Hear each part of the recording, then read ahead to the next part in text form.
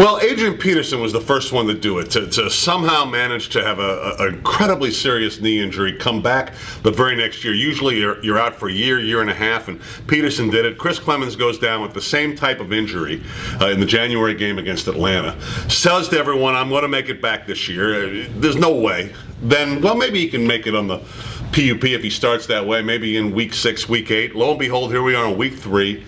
The man is playing football on Sunday. An amazing story. Yeah, he actually did it against the Redskins in that game on that horrible field at FedEx Field. And yeah, it seemed like the expectation was, because Adrian Peterson was such a rare story, that everybody looked at Clemens and said, well, he's older and, it's not a fair expectation for him to come back that soon. And Pete said today he's going to play. Now, how much he's going to play, we don't know. If it's going to be 8 plays, 15 plays, 20 plays, no idea. But the fact that he's going to get out there, and we saw him working out way back. Remember, he wasn't practicing, but he'd be out there practicing, doing cone drills, running the hill, the whole thing, and he looked great then.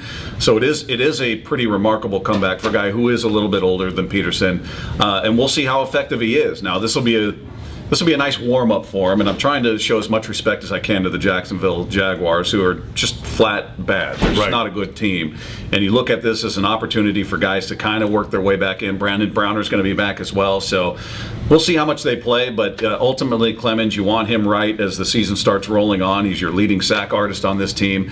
You pair him up, you get Cliff Averill in there, you get Bruce Irvin back after 4 weeks, all of a sudden your pass rush looks really, really daunting. Yeah, it's an X-factor addition to him, and you lose Russell Okung. That's obviously the big story this week, and he's gone for 8 weeks, and you bring back, like you pointed out, not a rookie but a veteran, a guy who's been a key part of what you've done successfully for the past couple of years. One of the first pickups that Schneider and Pete Carroll did when they came here was getting Chris Clemons, and to see how hard he worked to get back into this thing, you just know that's something that resonates throughout that locker room. So, as bad as the news about Russell Okung is I think as good as the news is about Chris Clemons. That defense already has got the mentality of maybe doing something real special this year.